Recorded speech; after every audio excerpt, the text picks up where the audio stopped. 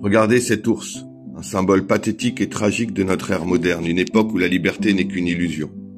Un mirage lointain pour les esprits englués dans la routine et la servitude volontaire. Cet ours, libéré d'un zoo, après des années de maltraitance, se retrouve encore prisonnier d'une cage invisible. 7 ans après sa libération, il tourne inlassablement dans la forêt, suivant un chemin circulaire sur un bout de gadou, reproduisant exactement les mouvements qu'il exécutait lorsqu'il était enfermé. C'est là toute la tragédie de notre condition humaine, une métaphore crue de la démocratie et du salariat, cette double mascarade qui nous fait croire à notre émancipation.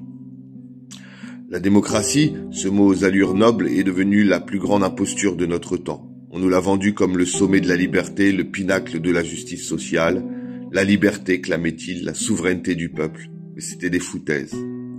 En réalité, nous sommes des ours libérés dans une forêt de mensonges, croyant à tort que l'absence de barreaux physiques signifie la liberté. Louis-Ferdinand Céline disait justement « La vérité de ce monde, c'est la mort. » Vous entendez ? C'est la mort.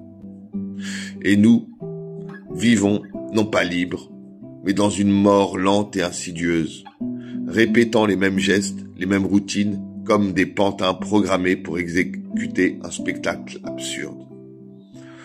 Prenez les salariés, ces pauvres diables qui croient avoir échappé à l'esclavage pour tomber dans un piège encore plus perfide. On les a convaincus que le salariat était un synonyme de sécurité, de respectabilité. En vérité, c'est la chaîne invisible qui les lie à une existence sans éclat. Ils s'accrochent à cette vie monotone, persuadés qu'ils n'ont pas d'autre choix. Les fonctionnaires, avec leur sentiment de stabilité, ne sont pas mieux lotis. Ils sont les ours de la société moderne, tournant en rond dans leur cage mentale, incapables de briser les chaînes qui les emprisonnent. Le plus cruel des prisons est celle que l'on ne voit pas.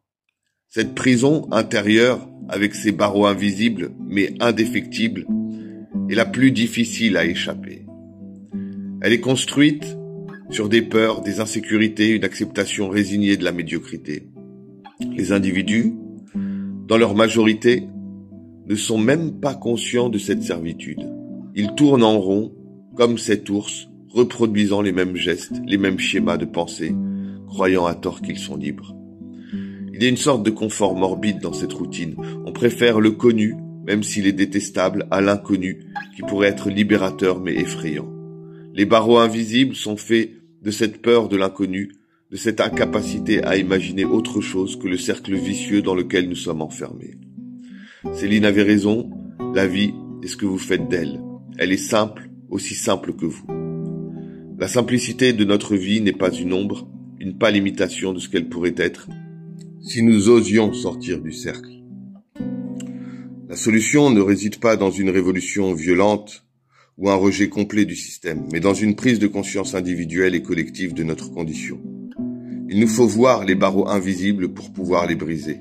Chaque pas hors du cercle est une victoire. Chaque acte de rébellion, aussi petit soit-il, est un pas vers la véritable liberté. Nous sommes tous des ours dans une forêt de désillusions. La liberté n'est pas un état, mais une conquête permanente. Il nous faut réapprendre à marcher hors du cercle, à voir au-delà de la gadoue sur laquelle nous tournons. La vraie liberté est une rébellion constante contre les barreaux invisibles de notre esprit. Il est temps de cesser de tourner en rond et de tracer notre propre chemin, libre et indompté. La vie est là, simple et tranquille, disait Céline. À nous de la rendre à nouveau digne d'être vécue.